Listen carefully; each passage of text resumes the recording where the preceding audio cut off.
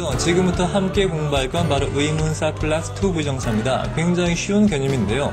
이 개념을 설명드리기 전에 먼저 의문사 플러스 평서문 어순이라고 하는 걸 설명드리겠습니다. 왜냐하면 연관성이 굉장히 많아요. 그리고 이 개념을 이해하신 다음에 이걸 이해하는 게 제 생각엔 순서가 맞기 때문입니다. 먼저 의문사 플러스 평서문이라 좀 이상하죠? 자, 먼저 예문을 보도록 하죠.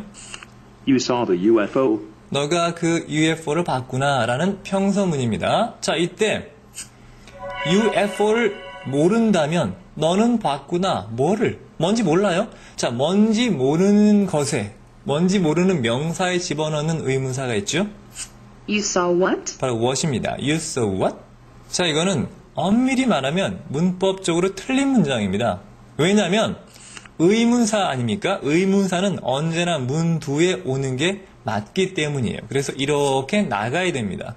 하지만 실제 구어체, 즉 회화체에서는요, you saw what? 이런 거 굉장히 많이 씁니다. 너 뭘 봤다고? You saw what? 이런 식으로 많이 나옵니다. 영화 같은 데 봐도 많이 나오죠. 그러니까 너무 이 고정관념에 사로잡혀서 문법적으로 틀렸다라고 해도 이 회화에선 가능하니까 알아두시고요. 원칙적으로 한다면 이제 의문사는 문 뒤에 와야겠죠. 그러면 어떻게 될까요? 이렇게 바뀌겠죠? What you saw. What you saw. 의문사 what이 맨 앞에 나왔습니다. 이거 가능할까요? 물음표가 붙어있죠? 이거 X. X입니다. 왜 안 되는가 하면 이건 회화체에서도 이걸로 의문문을 만들진 않습니다. 간단합니다. what이 이때 의문사 아닙니까? 의문사는 뒤에 당연히 평서문과 의문문 중 어떤 게 와야 됩니까? 당연하겠죠. 의문사니까 뒤에 의문문이 와야 됩니다. 따라서 you saw는 평서문이니까 이걸 의문문으로 바꾸어줘야 됩니다. 이렇게 말이죠. Did you see? 자, 과거니까 did를 붙이면 되겠죠. Did you see? 자, 그러면 연결해볼까요? What did you see? 자, what did you see? 너 뭘 봤니? 라고 하는 아주 자연스러운 의문문이 만들어졌죠. 당연히 옳은 문장입니다. 자, 이때 what 아까 설명드렸던 것처럼 의문사입니다. 중요하죠? 의문사는 반드시 뒤에 의문문이 온다는 거 너무나도 당연하지만 중요하니까. 자, 그렇다면 의문사인 what이 나왔는데 그 뒤에 You saw. you saw 라고 하는 평서문 어순이 나온다면 이 문장은 틀린 문장일까요? X일까요? O. O입니다. 왜? 분명히 X라고 했는데 왜 O입니까? 간단합니다. 여기에 물음표가 없잖아요.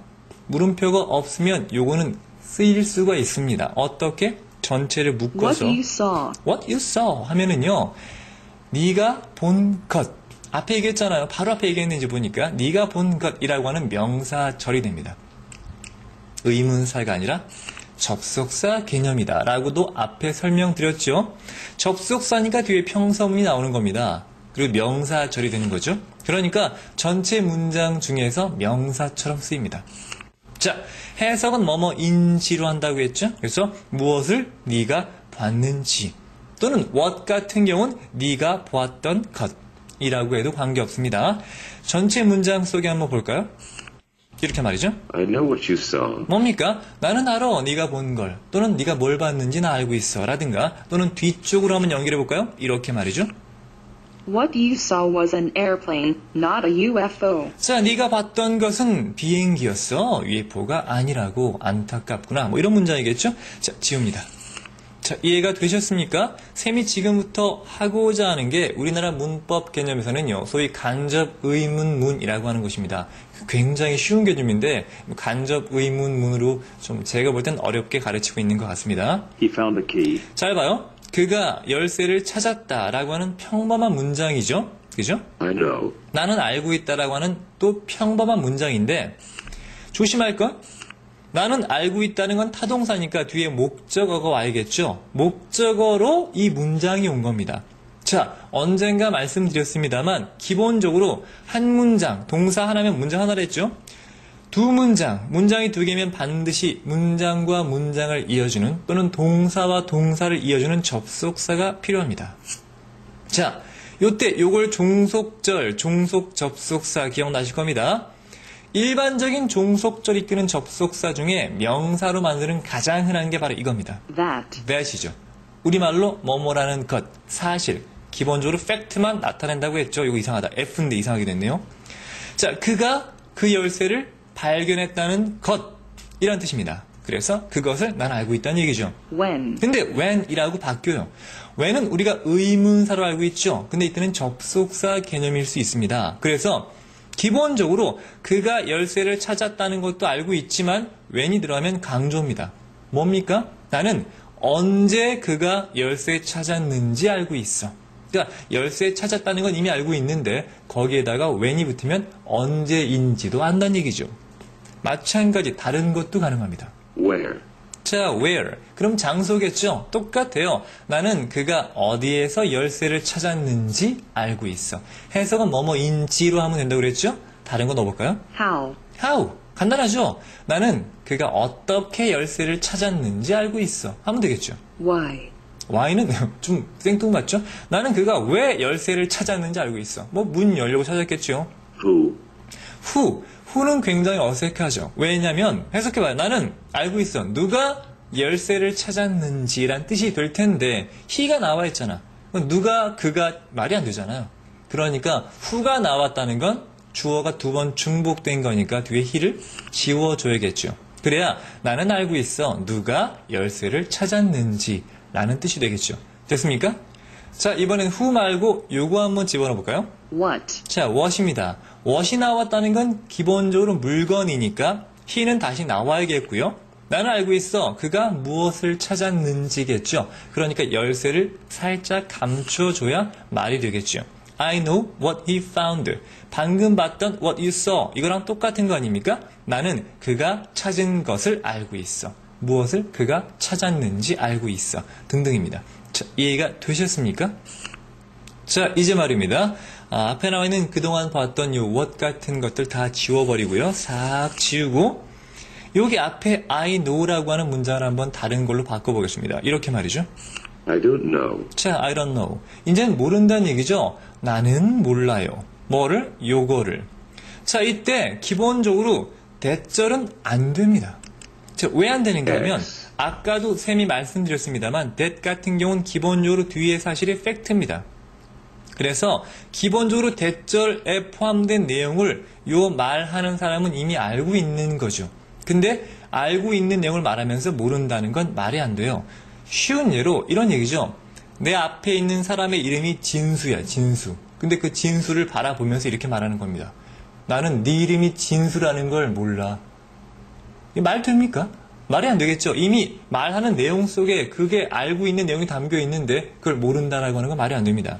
따라서 대절 같은 경우는요. 대절을 모른다라고 하는 건 말이 안 됩니다. 그러면 어떻게 해야 될까요? 간단하죠. when, 이러면 됩니다. 왜 되는가 하면 간단해. 이러면요. 그가 열쇠를 찾았다는 건 알고 있는데 언제 찾았는지를 모른다는 얘기입니다. 따라서 when을 강조하는 거죠. o, 바뀝니다. o로. 마찬가지 다른 거 다 가능합니다. 뭐 where를 붙이면 뭐가 됩니까? 나는 그가 어디에서 열쇠를 찾았는지 몰라 등등의 의미가 되겠죠. 여기까지 아시겠습니까? 자, 이번엔 한번 의문문으로 만들어 보도록 하죠. 이렇게 말입니다. do you know, 자, 의문문이 되면은요. 너는 알고 있니? 간단하죠? 언제 그가 열쇠를 찾았는지 라고 하는 의문문이 되죠. 그러니까 요게 전체 문장을 의문문으로 만들기 때문에 뒤에는 물음표가 붙어야겠죠. 됐습니까? 자, 지금 제가 간략하게 설명드린 바로 이 부분이 우리나라 영문법에서 설명하고 있는 간접 의문문의 본질적 개념입니다. 보다 자세한 건 쌤이 나중에 접속사 파트 때 하나하나 자세하게 설명드리겠습니다. 지금 이것만으로도 충분히 이해는 되셨을 거라고 봅니다. 자, 그럼 말이죠. 정리해 보도록 하겠습니다. 여기를 좀 봐주세요. 자, 의문사가 나왔습니다. 의문사는 뒤에 원칙적으로 의문문 어순이 와야 됩니다. 그리고 물음표가 찍혀야겠죠. 근데 평서문 어순이 나왔다는 건 더 이상 의문사는 의문사가 아니라고 했죠. 바로 접속사 개념이 됩니다. 그래서 명사절이 된다고 했죠. 자, 해석은 요 의문사 뜻을 해주고 주어가 동사하는지 라고 했죠. 언제 그가 열쇠를 찾았는지 라는 식입니다. 아마 기억나실 겁니다. 자, 그렇다면 의문사가 나왔는데 이번엔 평서문, 즉 문장이 아니라 바로 to 부정사가 나오는 경우도 있습니다. 이럴 때도 마찬가지 묶여요. 묶여서 하나의 명사처럼 쓰이는데 이번엔 여기 문장이 포함되어 있는 게 아니니까 명사구가 되겠죠. 그래서 해석은 마찬가지 의문사 뜻 다음에 이 주어는 빠지지 않습니까? 동작 개념밖에 없으니까 뭐뭐 하는지가 아니라 기억나십니까? 부정사의 기본적인 뜻은 미래지향적이라고 했죠. 그래서 뭐뭐 할지입니다. 미래지향적이니까 뭐뭐 할지가 중요하죠. 자, 마찬가지 예를 통해서 쉽게 설명드리겠습니다. 아래쪽을 봐주세요. I don't know. 나는 몰라요. 뭐를? 자, 인자 나옵니다. What to do? 간단하죠? What, 무엇을 to do, 해야 할지. 아시겠습니까? 우리말도 있죠. 뭐 할지 모르겠네. 이런 경우겠죠? Where to go. Where to go. 쉽죠? 어디로 가야 할지. 미래지향적이죠? 아직 안 간 겁니다. 그러니까 그냥 뭐뭐 할지 하면 되죠. 어디로 가야 할지. When to buy the house? When, 언제 to buy the house. 언제 그 집을 사야 할지 모르겠네. 그러니까 의문사 뜻 해석하시고 뭐뭐 할지 하면 되는 겁니다. Whom to meet. 자, whom 같은 경우는 목적격이니까 누구를 만나야 할지. 누굴 만날지 모르겠네. How to swim. 어떻게 수영을 해야 할지 모르겠다는 얘기죠. 이걸 보통 우리나라 영문법에서는요. 쌤 개인적인 생각으론 의문사 뒤에 to 부정사가 온 걸 묶어서 뭐뭐 할지로 하면 다 해석, 적용 가능한데 요것만 따로 묶어서 마치 how to 플러스 동사 원형이라고 해서 뭐뭐 하는 방법이라고 가르치는 분들이 많습니다.